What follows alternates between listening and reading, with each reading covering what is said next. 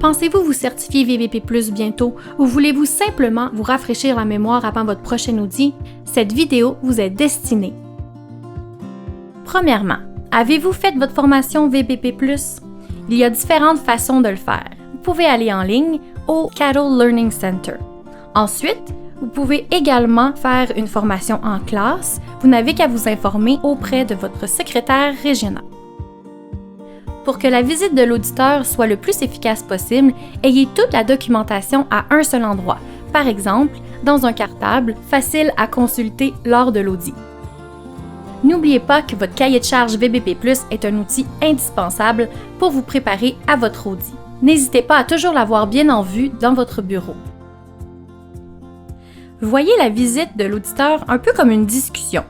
Préparez-vous à recevoir des questions sur la gestion de la santé animale, l'utilisation d'eau et d'aliments médicamentés, la manipulation des aliments pour d'autres espèces, l'expédition des animaux, la formation et communication au sein de votre équipe de travail, la biosécurité, les soins des animaux, la gérance environnementale et votre implication communautaire. Pour plus de détails sur les différentes sections, n'hésitez surtout pas à consulter votre cahier de charge ou aller sur le site de VBP+. Les questions les plus fréquemment posées pour le programme VBP+, sont souvent en lien avec les registres et protocoles. En réalité, il n'y a que 4 registres obligatoires. Les protocoles peuvent être écrits, mais la majorité d'entre eux peuvent être expliqués oralement lors de la visite avec l'auditeur. Les 4 registres obligatoires sont le registre de traitement individuel et de groupe. Vous pouvez également consigner les aiguilles brisées et les erreurs d'administration à ce registre.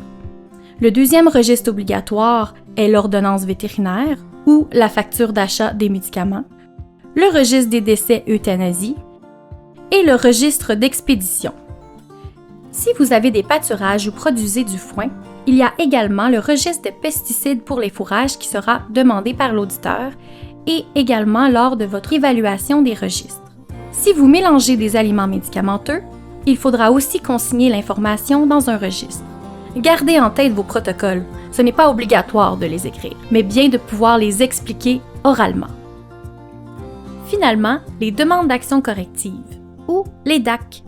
Il faut voir les demandes d'action corrective comme un outil d'amélioration. Vous pourrez décider avec l'auditeur du délai pour la correction de cette DAC. Avant de continuer, rappelons-nous les 2 types d'exigences du programme VBP+. Premièrement, nous avons les exigences VBP+ standard. Au minimum, il faut démontrer sa compréhension et sa conscience de l'importance de l'exigence. Il existe aussi les exigences VBP+ requises. Donc, au minimum, il faut consigner dans un registre les infos demandées par cette exigence. Mais pas de panique si vous avez des DAC. Certaines peuvent être corrigées sur place et d'autres pourront être corrigées jusqu'à 3 mois après l'audit. Vous faites déjà du bon travail, montrez-le. VBP+, c'est plus simple que vous ne le pensez.